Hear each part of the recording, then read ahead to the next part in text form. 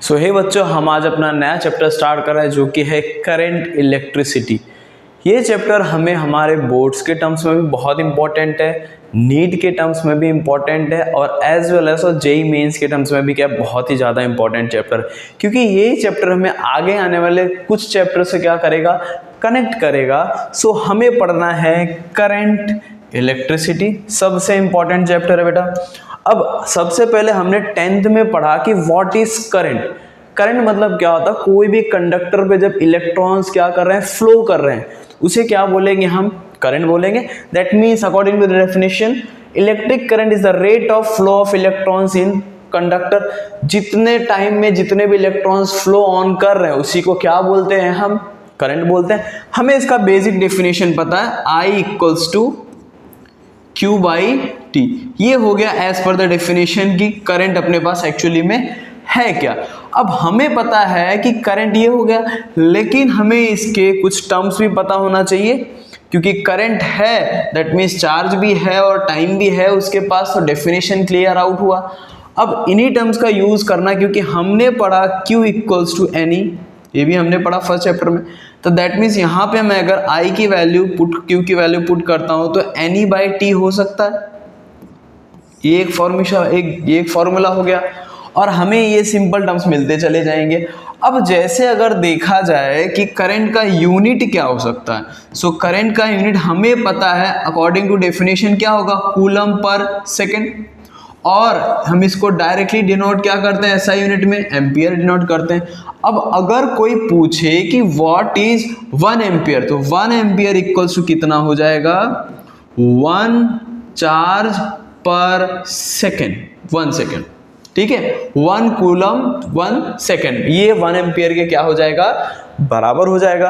अब इन्हीं टर्म्स को यूज करना, अगर सपोज एक इलेक्ट्रॉन घूम रहा है, कहीं भी वो रिवॉल्व कर रहा है, तो उसके लिए भी कुछ ना कुछ प्रोसेस होगा। दैट मीन्स अगर ये एक सरफेस हुआ इलेक्ट्रॉन के लिए, यहाँ पे है सेंटर, तो यहाँ पे इलेक्ट्रॉन्स क्या कर रहे हैं, घूम रहे, मतलब इस पोर्शन का कुछ ना कुछ रेडियस होगा।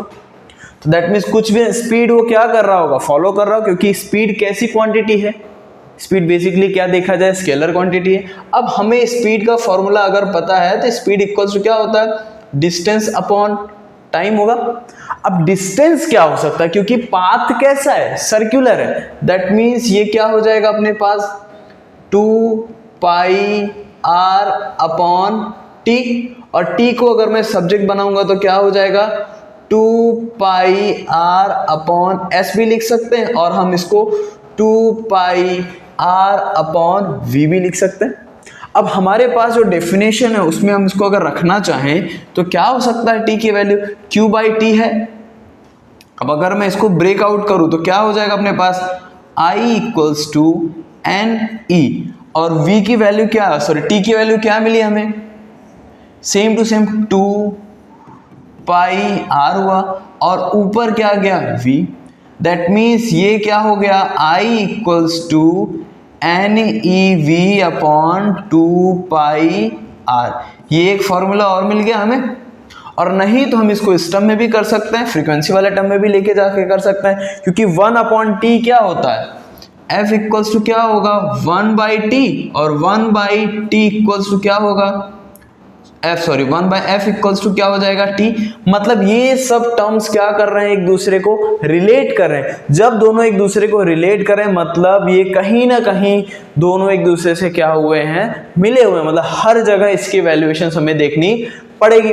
अब हमें ये टर्म्स पता चला, अब हमें पता चलना चाहिए कि कितने टाइप के करंट हो सकते हैं। तो बेसिकली अपने पास 2 टाइप के करंट होते हैं।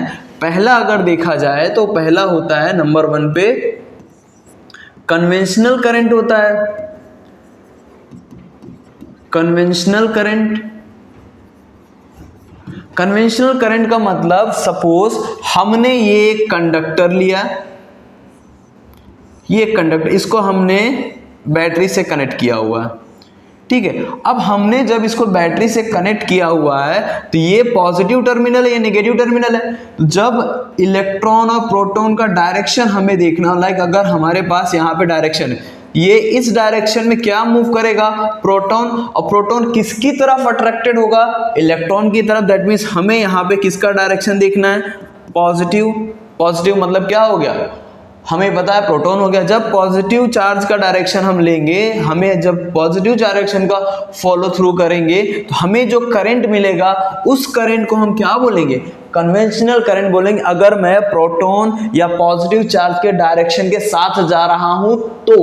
अब सेम टर्म हमारे पास दूसरा आता है and that is electronic current.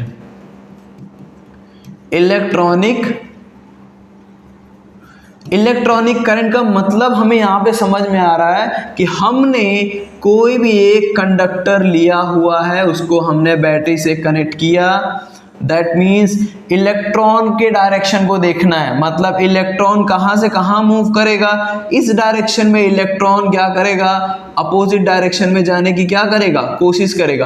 Proton का डायरेक्शन तो ये हो गया और इलेक्ट्रॉन का डायरेक्शन इस साइड हो गया। दैट मीन्स जो पोटेंशियल है उसके अपोजिट, क्योंकि ये वाला जो पॉइंट है हायर पोटेंशियल है, हायर पोटेंशियल, और ये वाला पॉइंट जो हो जाएगा वो होगा अपना लोअर पोटेंशियल।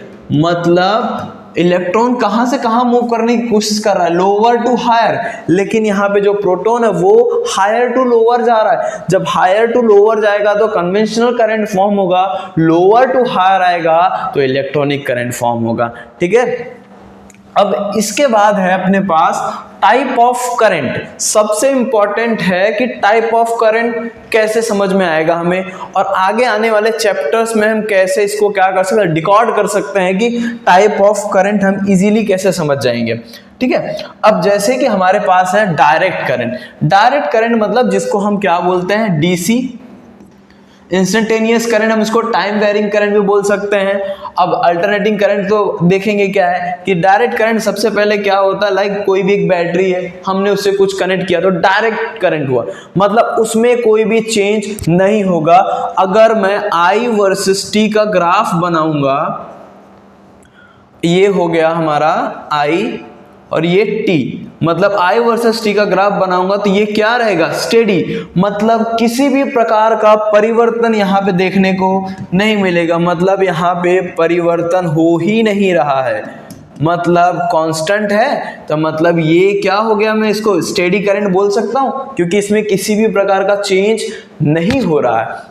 तो सिमिलरली अपने पास सेकंड टर्म आ रहा है इंस्टेंटेनियस करंट। इंस्टेंट का मतलब होता है कि एक पर्टिकुलर इंस्टेंट ऑफ टाइम पे जो हमें वैल्यूज मिलेगी उसे क्या बोलते हैं, इंस्टेंटेनियस। लेकिन यहाँ पे बात किसकी हो रही है, करंट की हो रही है। दैट मीन्स वहां पे क्या हो जाएगा, इंस्टेंटेनियस करंट, मतलब हर टाइम पे उसकी वैल्यू क्या मिलेगी, अलग मिलेगी। स्टार्टिंग में उसकी वैल्यू कहां से स्टार्ट हुई, टी से, बाद में जाकर के क्या हो गया, T plus delta T form में आ गया।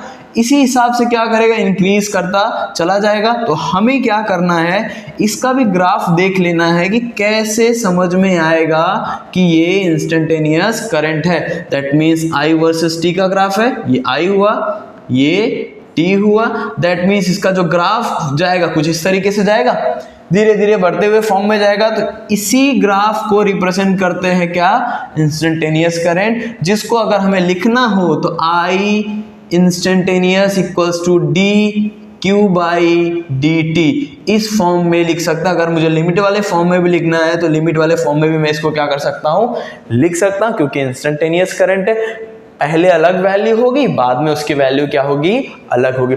फिर the last one alternating current. So alternating current actually में होता क्या है, ये इस टाइप का करंट है जो हमें यूज करना होता है हर जगह। हम अपने घर पे जो भी करंट यूज कर रहे हैं, डायरेक्ट नहीं यूज कर रहे हैं, इंस्टेंटेनियस नहीं यूज कर रहे हैं, हम हमेशा क्या यूज करते हैं, अल्टरनेटिंग करंट। 99% हमारे घर में जो भी अप्लायंसेस हैं वो किससे बिलोंग कर रहे हैं, अल्टरनेटिंग करंट। बाकी 1% किस में आते हैं, अपने डायरेक्ट करंट में आते हैं। अब अल्टरनेटिंग करंट का मतलब ही है कि आधा काम अलग है, आधा काम अलग है। दैट मीन्स हमें अगर इसका ग्राफ शो करना हो तो मैं इसके ग्राफ के लिए सिंपल से टर्म में लेता हूं, ये हुआ अब हमें क्या करना है, शो करना है कि इसका ग्राफ वेरिएंस क्या होगा। सपोज यहां से स्टार्ट हुआ, ये इस तरीके से यहाँ पे, मतलब ये एक साइकिल कैसा है, पॉजिटिव है ऊपर वाले पोर्शन पे, लेकिन उसके बाद वाला साइकिल क्या है, नेगेटिव है। मतलब ऐसे ही फॉर्म होता चले जाएगा, मतलब हाफ साइकिल क्या होगा, पॉजिटिव, और अदर हाफ साइकिल क्या हो जाएगा, नेगेटिव, जिसको हम क्या बोलते हैं, साइनोसॉइडल फॉर्म बोलते हैं।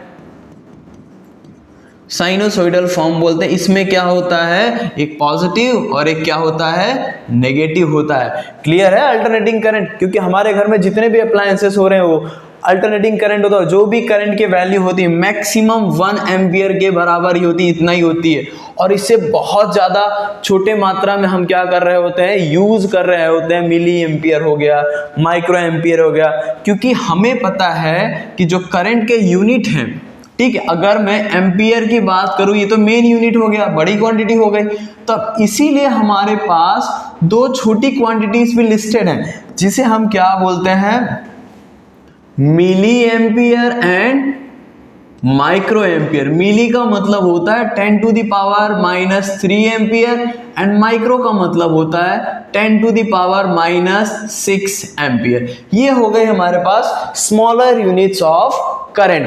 अब हमारे पास आगे के जो टर्म्स हैं वो देखना है कि क्या बिहेवियर है, like electric current in conductors.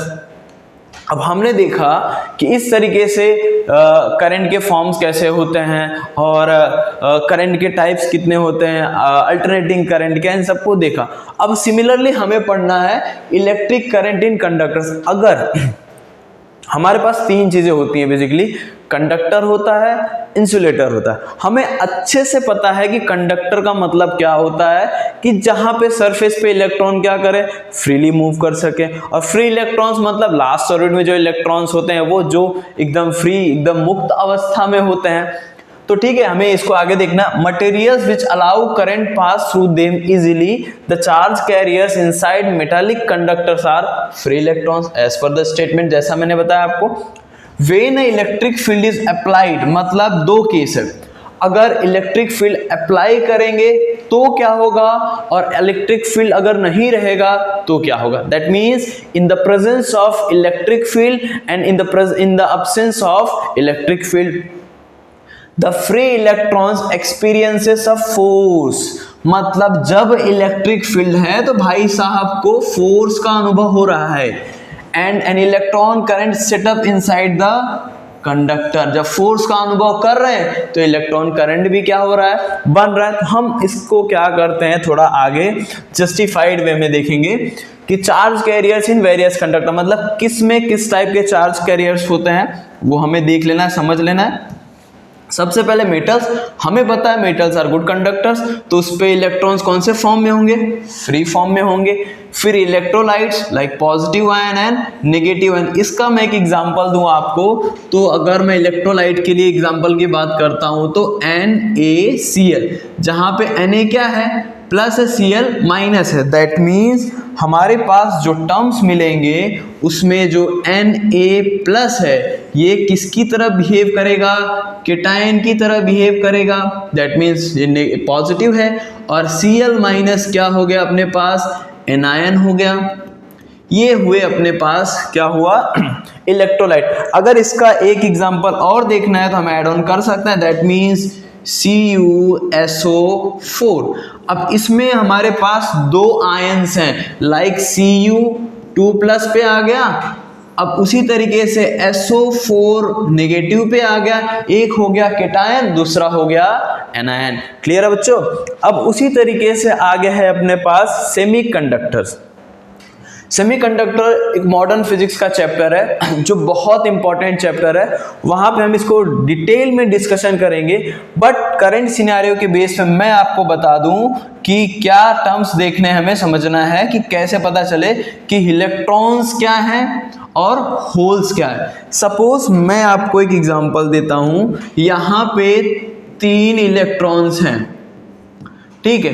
अब यहां पे 3 खाली जगह है, ठीक है। ये जो ब्लैंक स्पेस है, यहां से एक इलेक्ट्रॉन क्या करता है, उड़ करके या तैर करके कहां आ जाता है, इस पॉइंट पे आ जाता है, इलेक्ट्रॉन यहाँ पे जाता, मतलब यहाँ पे स्पेस क्या हो गया फिर अपने पास, ये वाला स्पेस क्या हो गया अपने पास, खाली हो गया। जब ये स्पेस खाली हो गया तो यहाँ पे एक इलेक्ट्रॉन आया, तो जो ब्लैंक स्पेस होता है उसी को हम क्या बोलते हैं, होल्स बोलते हैं। और जो ये वाला पोर्शन है इसे क्या बोलते हैं, इलेक्ट्रॉन। इलेक्ट्रॉन कैसा होता है, नेगेटिवली चार्ज्ड होता है, और होल्स कैसे होते हैं, पॉजिटिवली चार्ज्ड होते हैं। दैट मीन्स क्लियर हुआ। सपोज आप एक बेंच पे 3 दोस्त बैठे हो, 3 में से एक उठ के चला गया, दैट मीन्स एक की जगह वहां क्या है, खाली। जो खाली जगह है वो कंसीडर हो जाएगा होल की तरह, और जो बैठे हुए दोस्त है वो आपके, वो किसकी तरह हो जाएंगे, इलेक्ट्रॉन्स की तरह हो जाएंगे। ठीक है बच्चों, अब आगे हमें देखना है कि कैसे एटम्स। अब order of current in domestic appliances मैंने आपको बताया कितना होगा, 1 एम्पियर, इससे ज्यादा चांस नहीं है। फिर order of current in our nerves, nerves में क्या है, 1 माइक्रो एम्पियर के बराबर होता है। मैंने जस्ट अभी क्लियर किया कि 1 माइक्रो एम्पियर कितना हो जाएगा, 10⁻⁻6 एम्पियर हो जाएगा।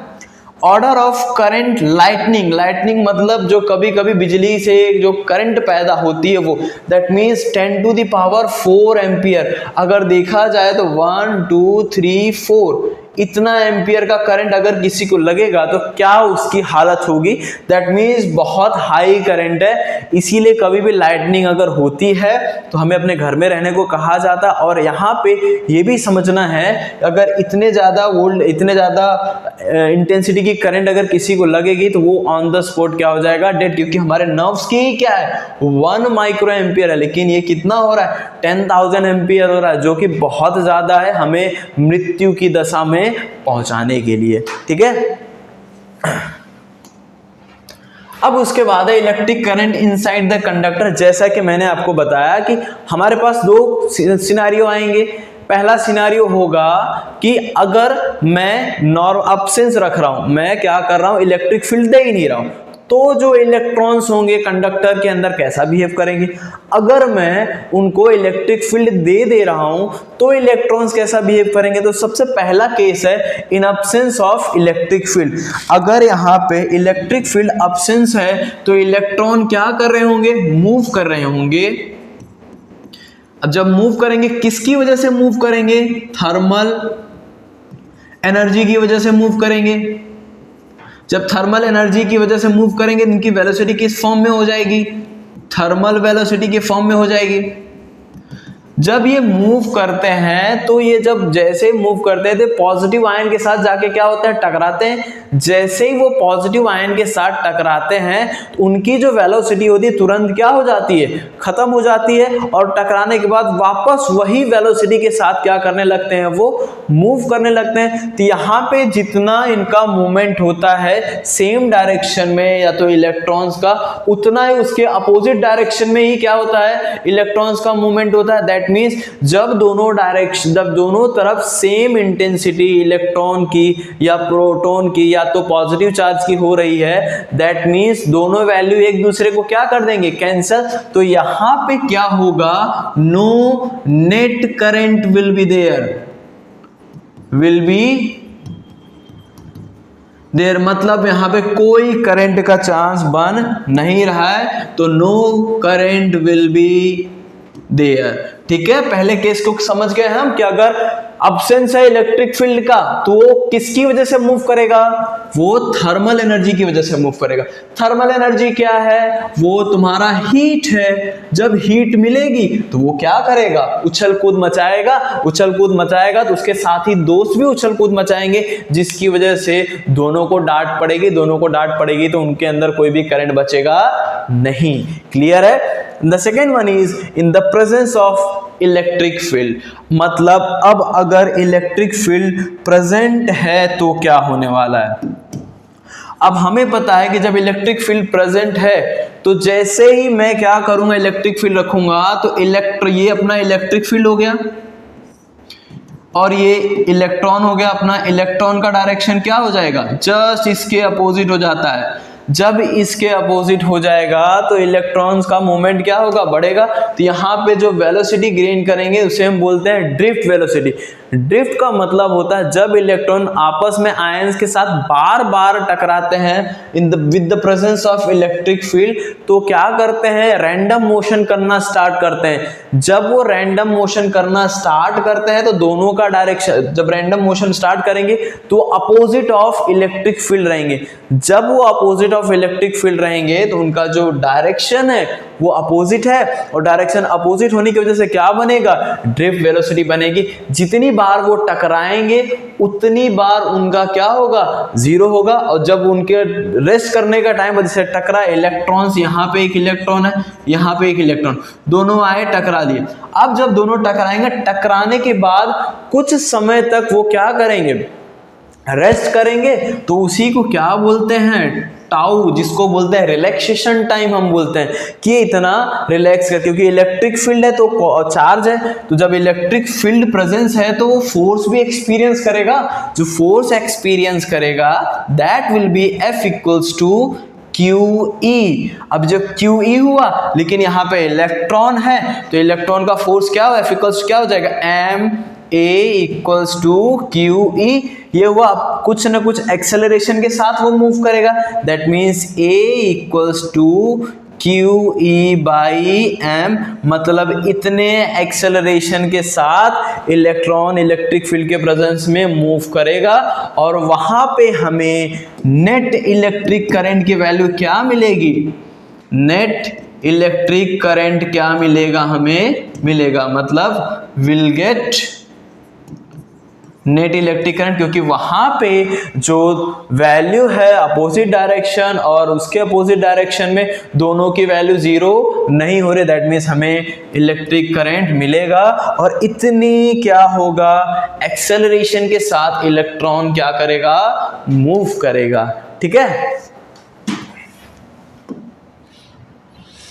अब अपने पास है पहला एग्जांपल, सॉर्ट आउट करना है। Okay, in Bohr's model of hydrogen atom, the electron is assumed to rotate in a circular orbit. That means ये एक तरीके का circular orbit हो गया। अब यहाँ पे अपने पास रेडियस इसका r हुआ। अब विथ रेडियस हमें दिया हुआ है, what is the radius? r equals to 5 into 10 to the power minus 11 metre at speed of, that means v कितना दिया है हमें, 2.2 into 10 to the power 6 metre पर सेकेंड। अब हमें क्या करना है, आगे प्रोसीड करना है। What is the current association with the electron motion. अब करंट हमें कैसे पता चलेगा कि क्या है उसमें। अब सिंपल से टर्म में हमें पता है I इक्वल्स टू क्या होता है, Q बाई टी। इलेक्ट्रॉन की बात है तो that means E by t हुआ, और T स्पीड क्या बोला यहाँ पे, electron in a circular orbit of speed बोला। स्पीड जस्ट हमने प्रायरली डिस्कस किया कि V इक्वल्स टू क्या होता है, distance upon time. So time equals to distance upon velocity. What will be the distance, circumference of the circle, that means 2 pi r upon v। ये हो गया, ये हमें इसमें वैल्यू क्या कर देनी है, पुट कर देनी है। दैट मीन्स ये क्या हो जाएगा, ई v upon 2 pi r। So simply अब क्या करना है, हमें जो भी वैल्यूज हैं इसमें इजीली क्या कर देना, पुट कर देना। दैट मीन्स ई की वैल्यू कितनी होगी, 1.6 into 10 to the power minus 19। And what is V? V is 2.2 into 10 to the power 6, 2 into 3.14 into R is what? R is 5 into 10 to the power minus 11 metre. अब ये जब sort out करेंगे तो हमें answer मिलेगा, और ये आपका होमवर्क है कि आपको आंसर क्या करना है, कमेंट डाउन करना है कि कितना आंसर आया हुआ है। ठीक है बच्चों, सो हम अगले वीडियो में डिस्कस करेंगे, ओम्स लॉ से रिलेटेड टर्म्स डिस्कस करेंगे, और काफ़ी सारे टर्म्स हम आगे लेक्चर्स में क्या करने वाले हैं, डिस्कस करने वाले हैं।